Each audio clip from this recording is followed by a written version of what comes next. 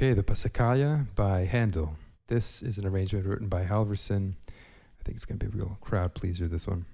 And I'll begin by playing the first 10-15 seconds of music for you, and then the tutorial will begin proper. I'll dive into this piece in a little bit more detail, break it apart so that you yourself can learn the whole thing. Alrighty, so this is what it sounds like.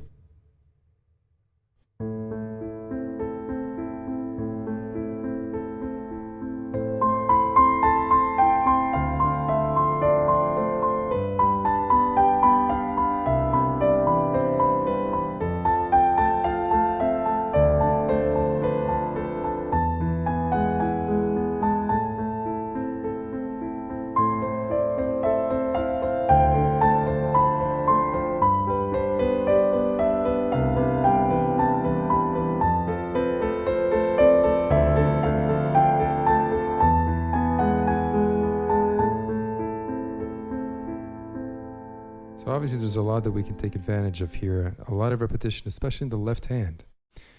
In fact, if you were to learn just 1, 2, 3, 4, 5, 6, 7, 7 bars, you will have learned maybe 70% of the piece. So with that in mind, we're going to start with the left hand. Before I do though, please consider subscribing to this channel if you find this content worthwhile, worth your time. Hitting that button as well as the notification bell, that helps me a lot, actually. That's a good way to show the YouTube algorithm that this is material worth promoting. Okay, with that said, let's jump into it. Okay, so this is the very first figure that will be replete throughout the piece.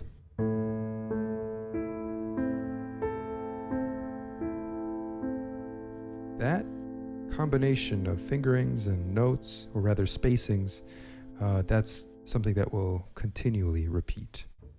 So that's 5 to 1, octave, move across the thumb, don't hold the thumb, just kind of move across it gently, touch and go, and then 2, 4, then 1, 4, and then 2, 4 again. That's the pattern.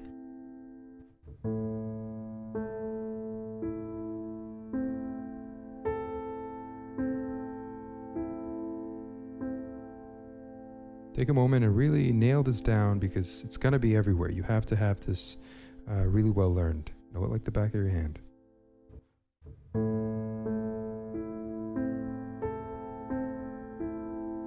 Very loose and fluid movements of the hand, nothing jagged. Okay, so the first 2 bars are an introductory 2 bars where the left hand is playing on its own. So we have,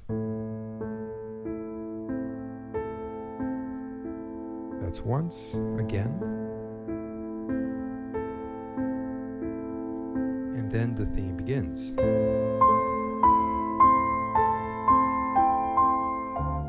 But you can see that when the theme begins, you again play that A minor figurine. So in total, you're going to do that 3 times. So if this is the third, we now move into the next harmony, which is D minor. And you'll find that it's exactly the same pattern, we're just in a different part of the keyboard. 5 to 1. Same movement across the thumb. 2, 4.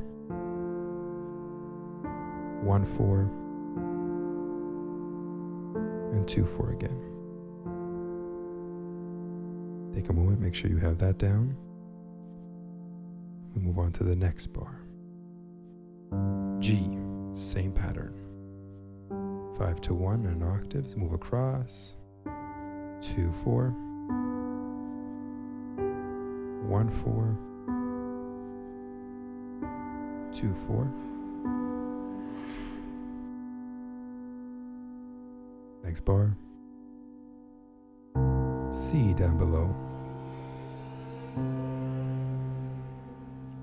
Across. 2, 4. 1, 4. And 2, 4 again. Next bar. And please feel free to pause and play quite a bit. I'm sort of expecting that you're going to pause, practice it, come back, and then do the next one. Moving on. We're on F now. Across. 2, 4. 1, 4. 2, 4. Next is D again. So we've had this before. Same pattern.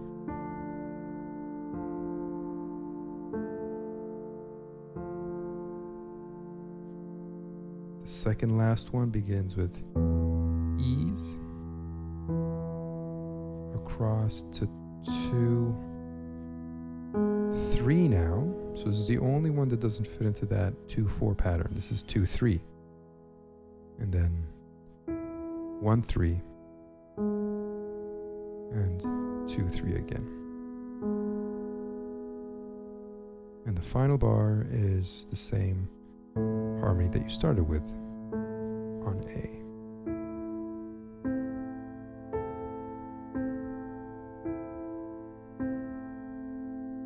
And there you have it. Once you learn this, you were really more than halfway done, I would say. But I really mean like you learn it well. You're very comfortable and confident with it. Now, one thing I will mention for those of you that are interested is the harmonies here. This is just a very simple descending fifths sequence. And it's something that's very common, used all throughout classical music. And let me just explain to you what that means, because you've probably heard it before, descending fifths. Or circle of fifths. I think that's a more common name for it. So if we start on A, right? Just pay attention to the beginnings of each of these. We start on A. Now I'm going to take that A and play it up here just to illustrate what's going on. If I count down 5 notes from A and including A, 1, 2, 3, 4, 5, that gets me to D. That's our next position. Same thing, count down, 1, 2, 3, 4, 5, to G.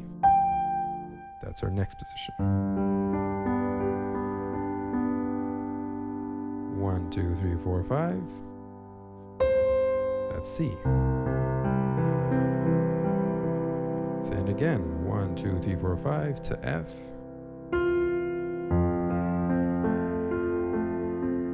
And then from F, it's supposed to be a B flat, but we never get there. We just repeat the D from earlier.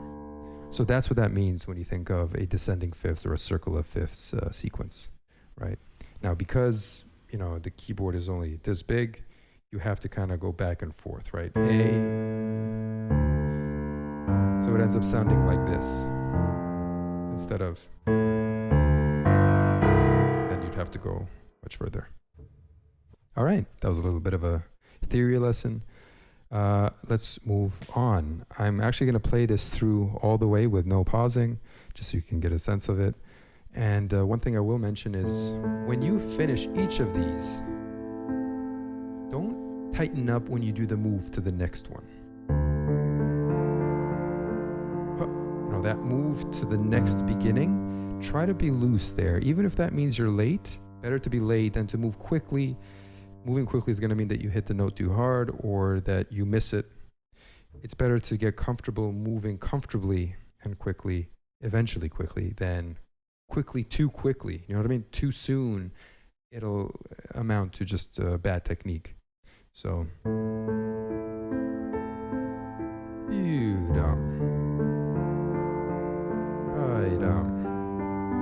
that's the hard part. Obviously, it's the jumps in the left hand, but take your time with those and allow them to be loose and free. And one of the things that I always used to do as a kind of something to help out, technically speaking, is to do what I just did, which is to say "pai-ram," because I want the last note of one bar to sort of tie into the first note of the next bar. They shouldn't feel like islands. It should feel like one leads to the next. Pai-ram. Pai-ram. You see? get in the habit of doing little things like that that help to stitch up segments of music. All right, let me play through it. So as I said, we have 3 A's before it starts to fall to the D.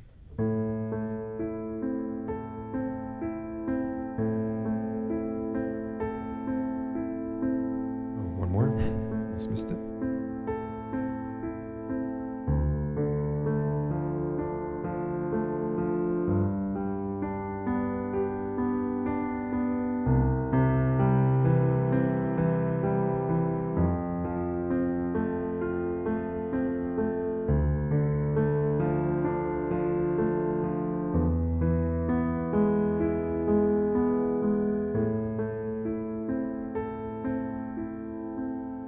So I did it more or less at tempo. Please do it at your own speed and gradually ramp up. Now the right hand. So we have the 2 bars, which are alone, and then we begin. So here's what we have in the right hand. 1 to 5, and then 4, 5, 3, 5, 2, 5, 1, 5. The pattern is very, very clear here, isn't it?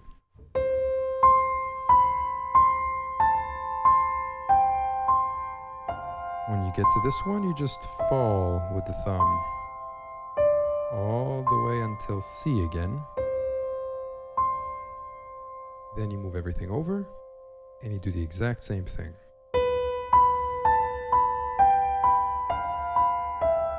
Thumb, thumb, thumb.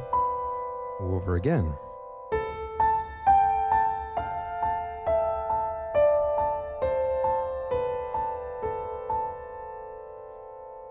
And then we end the phrase with 5, 4, 3, 4, 5, 5. And that's it. That's the whole of the first major phrase.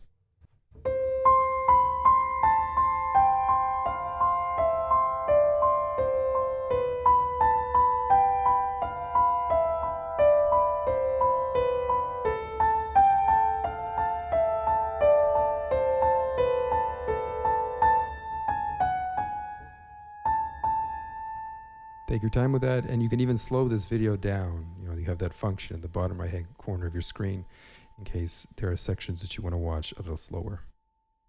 Okay, with that in mind, that should cover everything you need. Those are all the puzzle pieces. Now it's just a question of putting them together. And the nice thing about this is that every single note aligns. There's no rhythmic complication here at all. Everything is an 8th note. And in both hands, you have 8ths all the way through right up until the last 2 bars. But even those last 2 bars are very simple. So that's something to take into account. All right, now the next part of this tutorial, I'm going to be putting them together very slowly so you can sort of follow along and start to construct this thing yourself. Join me over there, join the tribe. It's free, you know, it's a free trial. You can do a 7-day or 14-day, whatever you think works for you. You'll be able to also download the sheet music if you want to follow along, and that might be a bit of a resource as well. Once you're a member, you'll have access to everything I've ever done, and you'll have access to me if you have any questions regarding this piece specifically or anything else. I'm always there to be of assistance. Alrighty, I'll see you guys in the next ones. Take care.